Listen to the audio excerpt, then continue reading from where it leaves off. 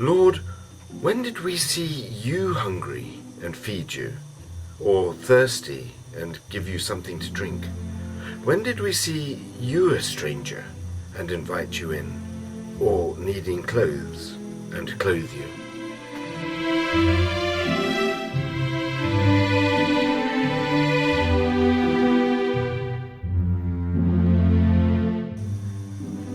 Then the king will reply, I tell you the truth.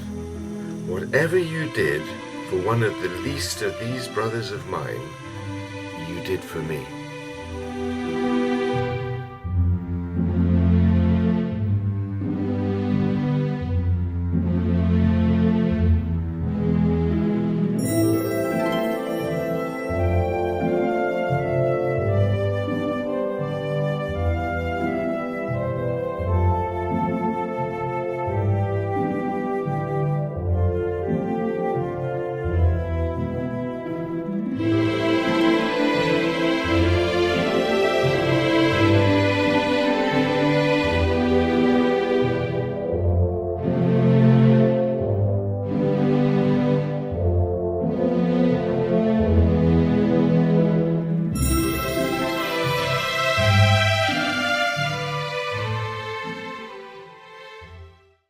What about parents?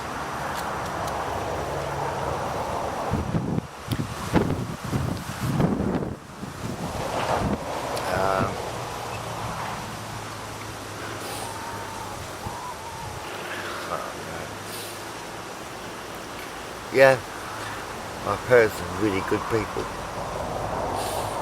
but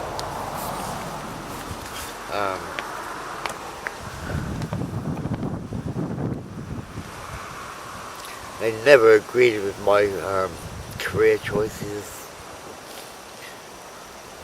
I've always been a disappointment to them. I've got two sisters. Both of them are very close to my parents. I've always been the one to wander off. They hated my career choices. They wanted me to be, I don't know what they wanted me to be. But whatever they wanted to be, I wasn't it. So now, they disinherited me.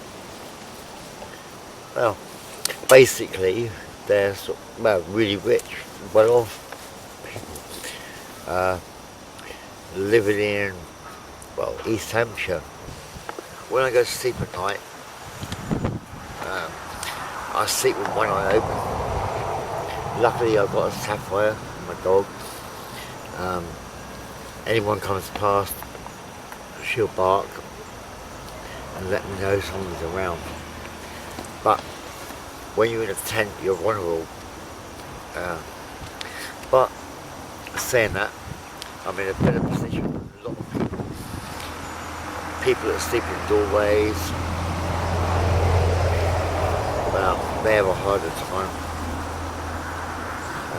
I've known people on the streets and they've had their sleeping bags set fire to, kicked in their sleeping bags, and you can imagine, you're in a sleeping bag, well, you might as well be in a straitjacket.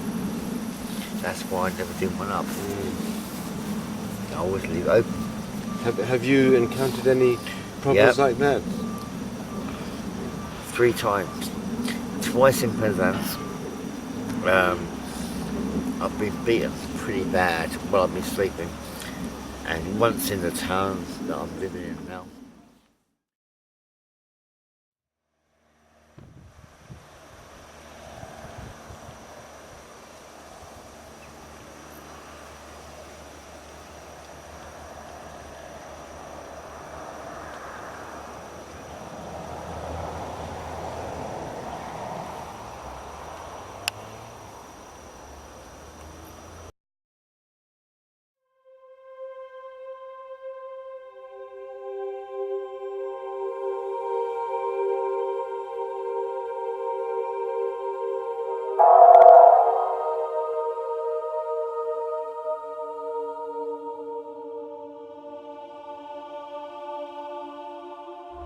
Do people offer you, ordinary people, do they offer any sort of help or assistance? Do they hell?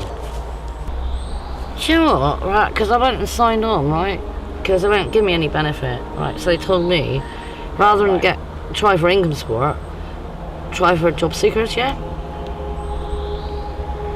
And she said to me, how do you get by? How do you eat? How do you live?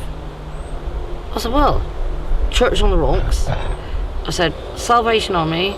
I said, sometimes I get food parcels of either of them. I didn't tell them I did the skips and things, right? I really didn't. Because it's just so degrading, it really is. When do you go to bed? Depends what month it is. Okay, because... If it's dark, right?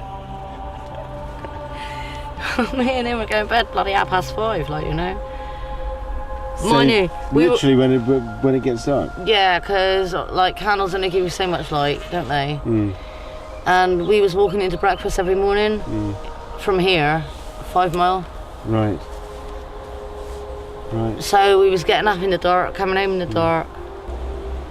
But yeah, that is how we get by. Right. Good, right, and I'll tell you what, honestly, I met this guy, and he was a banker in his past. And because of the bloody hassle and stress, he's homeless and he chose to be. Why? Because he didn't want that stress anymore. So Max, what are your hopes for the future? Get somewhere to live. That would be nice. Get somewhere to live.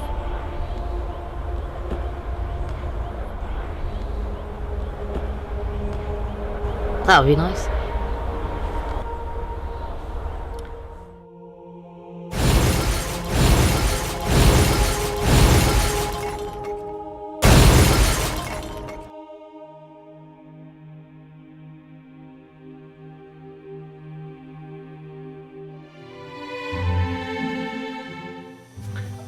The homeless need Jesus.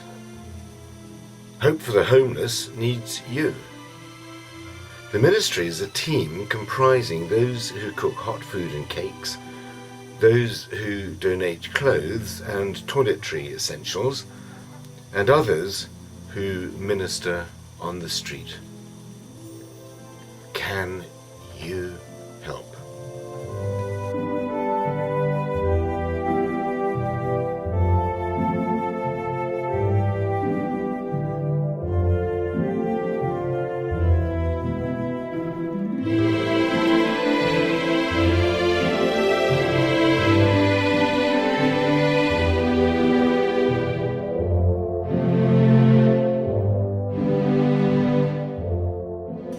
As a direct result of the ministry of Hope for the Homeless, the two people featured in this film have had their lives radically turned around.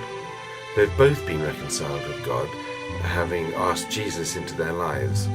Max has been restored to her grown-up children and is now living in a flat in a market town in Cornwall, whilst Paul has been reconciled to his parents, completely detoxed from alcohol, and is living in a safe environment in a major Cornish port town.